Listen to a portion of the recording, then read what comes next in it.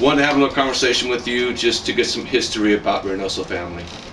Well, I'll tell you what I know. All right. First of all, you told me earlier that you're not exactly sure when Grandpa Frank came here.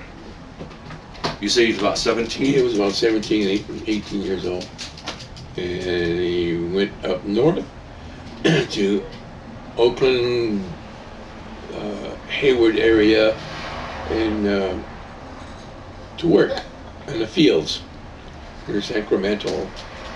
Those days, there's a lot of fields and agriculture out there that he worked in. He picked fruit, vegetables from the fields and so forth. And he did that for many years, and he lived on a farm out there. And I can't tell you how long he lived on the farm, but he and some members of the family, I don't remember who they are, were there with him, along with other people that worked on the farm. He was a gambler, but he was a hard worker, and he learned about agriculture and gardening there, taking care of plants and chemical for the food for the plants. Picked it all up, and then one day he just came to Santa Monica area. What he did here, I'm not sure, but there was still in this area in Santa Monica, there was still a lot of agriculture going on around there before all these buildings were put in. And if you guys remember, maybe in Culver City, Venice area, there was a lot of fields out there, which are now filled with hotels and other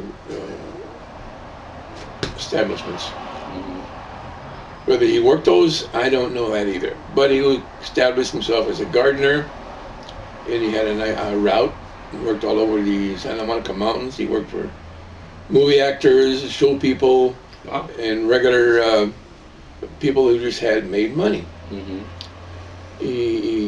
When I got older, I helped him. And he would clear a field, clear a hill that the customer would want cleared off. My brother Bobby and I got poison ivy sometimes on our bodies, and Bobby got it worse than I did when his eyes were closed after getting. We had to buy a lot of calamine lotion. Oh boy. And it was rough for him and us. But we were more careful next time because we didn't know. One plant to us we couldn't tell the difference too much. And we were never pre-warned about the poison oak, poison ivy plants. And that became good. We enjoyed that a lot. And I've met, like I say, a lot of actors and stuff during the time I was growing up with my dad and helping him do gardening. Mm-hmm. I don't know if you remember Joseph Cotton, the actor. No, I don't. Well, I was an old guy. If he's still alive, I don't know. He was in the time of Humphrey Bogart and those guys. I've seen Tony Curtis and Tex Ritter. Wow. But I never spoke with them because they looked at me and they wanted me to talk to them, but I just didn't. I felt they wanted their space. Mm-hmm. So I said nothing. But I did see them. That's who they were. Cool. But now, what else? Grandma Mamie. Yes. I know she was born in Hawaii. Yes. Do you know approximately when she came to the mainland? I understand she was a small girl, a baby, just about, I can't remember, I want to say 3 years old, maybe, I can't be positive. But she was born on the island of Kauai. Mm-hmm. And I heard something about coming here on a cattle boat. Really? What that means, I don't know. they said a cattle boat. Does it mean a boat with a lot of cattle in it? Or I don't know. But anyway, they came here in Northern California. And they lived in, I guess, Hayward, Oakland, in that area. And where my mom and dad met, I'm not sure if it was there or here in Santa Monica. What else you got? And so when they got married, they had 5 kids? They had 5 kids. They had a couple more that didn't make it. 6 maybe. No, 6 kids. 2 didn't make it. And the only ones that made it was Sonny, Donnie, Bobby, myself, and Marilyn. I guess there was 7 kids.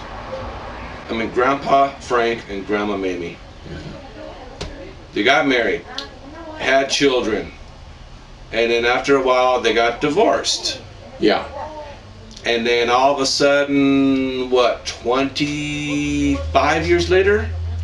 I can't remember exactly when, but there was a few years when Mom lived in Lancaster and married to Jim Newman for quite a while, and I never wrote anything down as far as the dates and so forth, but it was quite a time, and we all still went on, and finally she comes away from Lancaster. They divorced.